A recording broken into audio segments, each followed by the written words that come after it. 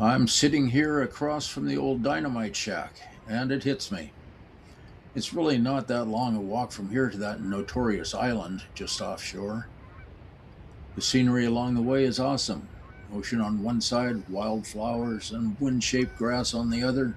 The kind of stretch of trail that slows you down whether you meant to or not.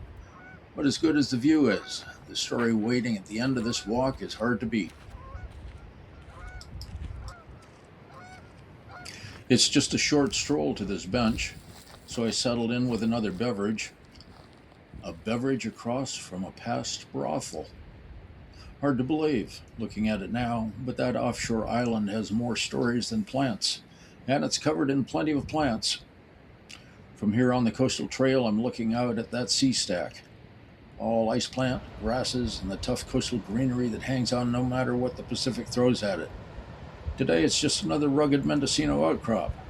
But back in the early mill days, folks say there was a small establishment out there that catered to, well, let's call them after our needs.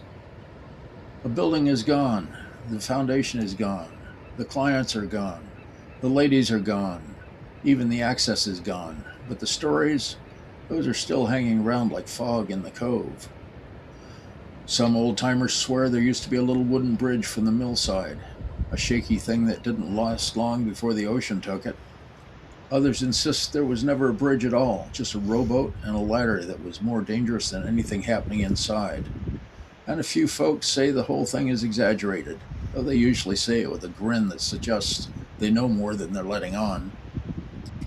And then there are the other stories, the ones that only come out after someone's second beer. Some mill workers claimed you could hear music drifting across the yard on a still night. A harmonica, a fiddle, maybe just the wind playing tricks. One old guy swore he heard laughter carry all the way to the green chain.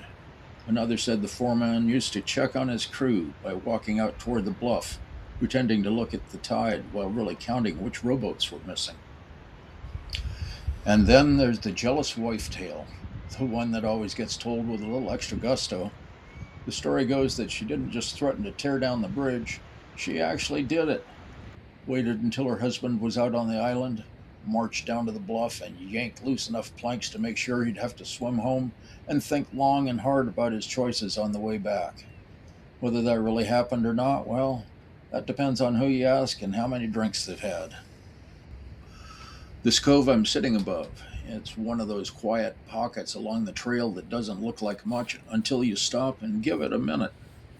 The water folds in slow, then suddenly flashes bright when the sun hits it.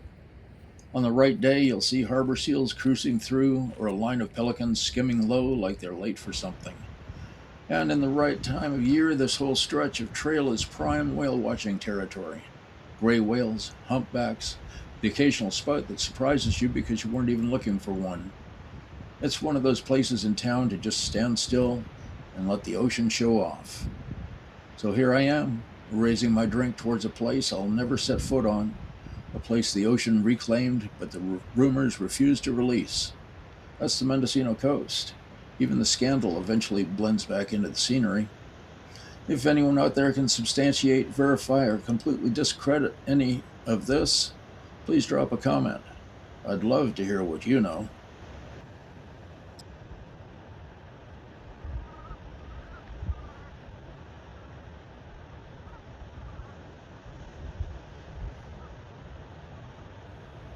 Thanks for sticking with me on this little coastal adventure.